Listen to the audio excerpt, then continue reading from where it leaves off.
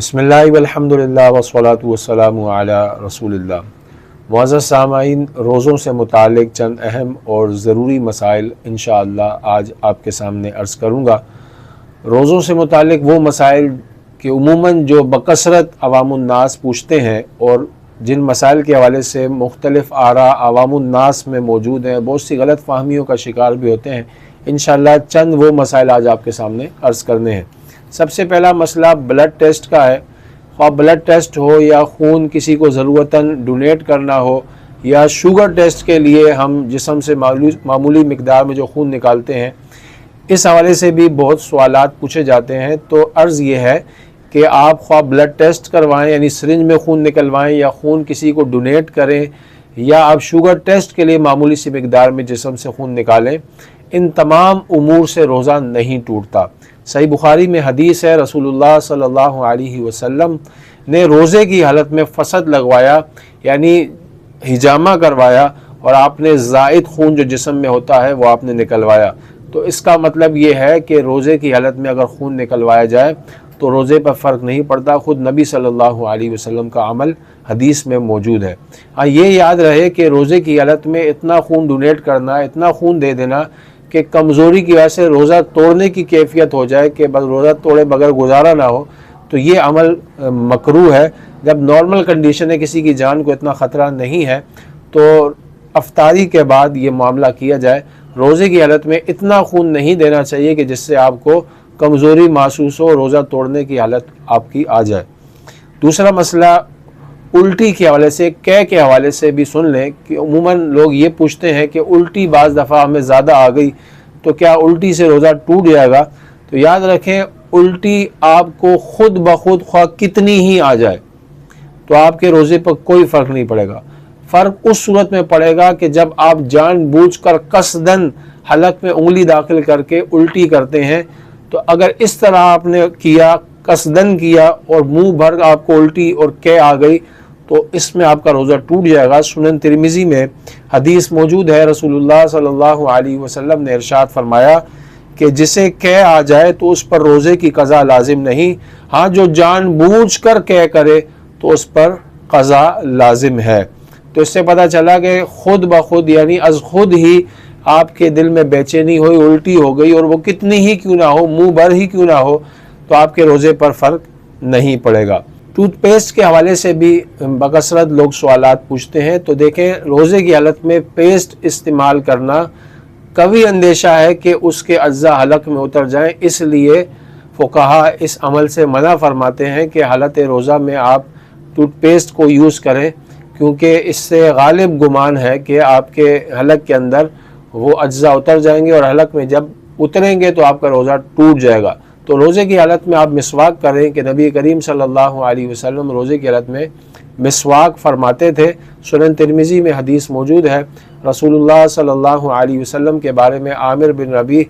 رضی اللہ تعالی عنہ فرماتے ہیں کہ میں نے بکثرت رسول اللہ صلی اللہ علیہ وسلم کو روزے کی حالت میں مسواک کرتے ملاحظہ کیا۔ تو اگر روزے کی حالت میں آپ مسواک کریں گے تو کوئی حرج نہیں۔ ہاں مسواک پر بھی کوئی اگر پیسٹ لگا کے کرے گا تو اس پیسٹ کے اگر حلق میں اجزاء اتریں گے تو بہرحال اس میں بھی اس کا روزہ ٹوٹ جائے گا۔ نارملی جو مسواک ہوتی ہے اس طرح آپ مسواک کریں تو کوئی حرج نہیں ہے۔ روزے کی حالت میں کان میں دوا ڈالنے کے حوالے سے بھی سوالات پوچھے جاتے ہیں۔ تو یاد رکھیں، صحیح بخاری کے اندر حضرت عبداللہ ابن عباس رضی اللہ تعالی عنہ کا یہ اثر اور قول موجود ہے کہ آپ فرماتے ہیں کہ روزے کی حالت میں اگر کوئی چیز جسم میں داخل کی جائے تو روزے پر فرق پڑے گا، ہاں جسم سے کوئی چیز خارج ہو تو روزے پر کوئی فرق نہیں پڑے گا، روزہ نہیں ٹوٹے گا۔ تو اس سے وہ خون کا مسئلہ بھی کلیئر ہو جاتا ہے کہ جسم سے خون ہم نکالتے ہیں ڈونیٹ کرنے کے حوالے سے یا ٹیسٹ کے حوالے سے، تو اس سے روزے پر فرق نہیں پڑتا۔ کان کے حوالے سے مسئلہ یاد رکھیں، کان کے اندر کوئی ایسی صورت نہیں ہے کہ جسم کے اندر یعنی معدے یا حلق کے اندر وہ دوا یا وہ پانی اترے، تو اس لیے اگر کوئی کان میں پانی یا دوا ڈالتا ہے تو اس کے روزے میں فرق نہیں پڑتا۔ اسی سے ملتا جلتا مسئلہ یہ بھی سن لیں کہ ناک میں اگر دوا ڈالی جائے تو ناک کے اندر سے ضرور حلق کا راستہ موجود ہے، جو حلق کے اندر دوا اتر جاتی ہے، تو ناک میں اگر کوئی حالت روزہ میں دوا ڈالے گا تو اس کا روزہ بہرحال ٹوٹ جائے گا۔ ایک مسئلہ یہ بھی پوچھا جاتا ہے کہ حالت روزہ میں ہم سوئے اور صبح اٹھے تو احتلام کی کیفیت تھی، احتلام ہو گیا تو کیا روزے پر فرق آئے گا؟ تو احتلام ہونے سے روزہ نہیں ٹوٹتا، کہ حدیث پاک کے اندر نبی کریم علیہ السلام نے فرمایا 3 چیزوں سے روزہ نہیں ٹوٹتا۔ ایک چیز آپ نے فرمائی حجامہ کروانا، دوسرا قے آ جانا یعنی الٹی آ جانا، اور تیسرا احتلام۔ تو حالت روزہ میں اگر احتلام ہو جائے تو روزے پر فرق نہیں پڑے گا، ہاں غسل کر لیا جائے اور نمازوں کی قضا ہونے کی کوئی صورت نہ ہو کہ یہ گناہ کبیرہ ہے اور بہت حرام عمل ہے۔ روزے کی حالت میں بعض دفعہ کمزوری محسوس ہوتی ہے یا گرمی کی کیفیت ہوتی ہے، تو بعض لوگ اس وجہ سے نہا لیتے ہیں، تو ایک تعداد جو کہتی ہے مکروہ عمل ہے،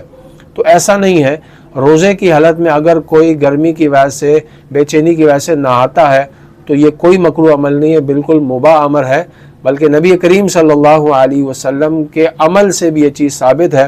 سنن ابو داؤد کے اندر حدیث ہے، صحابی کہتے ہیں مقام عرج پر میں نے نبی کریم علیہ السلام کو پیاس اور گرمی کی وجہ سے سر پر پانی ڈالتے ہوئے دیکھا اور آپ حالت روزہ میں تھے۔ تو حالت روزہ میں گرمی کی شدت محسوس ہونے کی بنا پر نبی کریم صلی اللہ علیہ وسلم نے بھی اپنے سر پر پانی ڈالا، تو اگر کوئی نہا لیتا ہے تو اس پر کوئی حرج نہیں ہے اور یہ کوئی مکروہ عمل بھی